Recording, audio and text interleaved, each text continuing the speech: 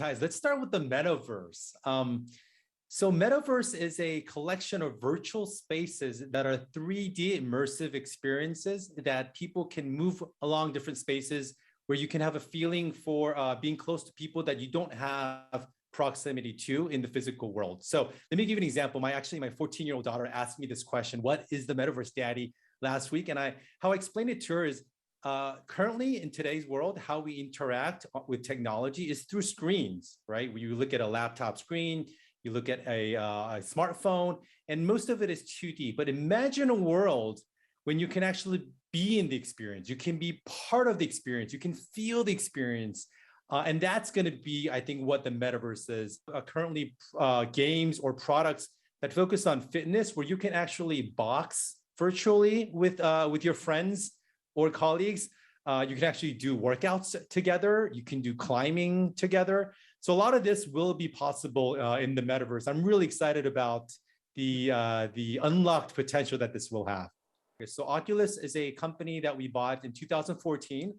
They developed VR glasses, and we launched a most recent product is Quest 2 last year, which is a VR headset where we can experience immersive experiences, whether that's gaming, that's fitness, that's also work. There's also an element of working together for collaboration. So that's where we are on the VR stuff. We also launched a product called Ray-Ban Stories that gives you a glimpse of what AR glasses would look like. But we're still very early in the journey. I was chatting with a friend, and he was talking about how he doesn't feel comfortable having a headset around on his head.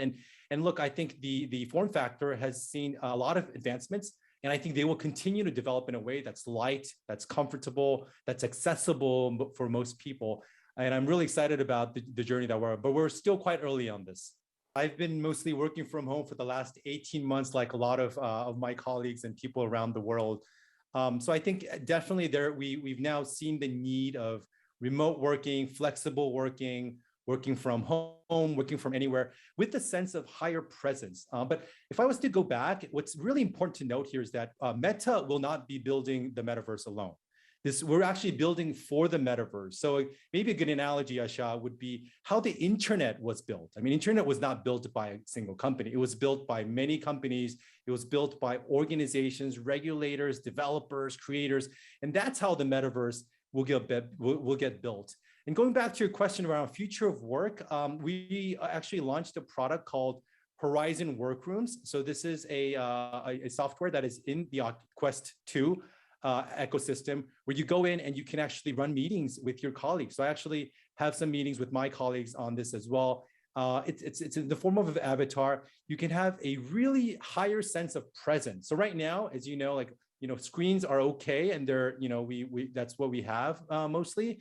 But in this experience, you can have a sense of spatial audio. So for example, if you're sitting to the right of me in that room, I hear that voice from right. I can actually even see your hand gestures and your body movements, which gives you a higher sense of presence. You can also whiteboard together. You can ideate, you can collaborate. So there's that high sense of presence that gives a higher sense of collaboration that I think is going to be exciting opportunity for a lot of us.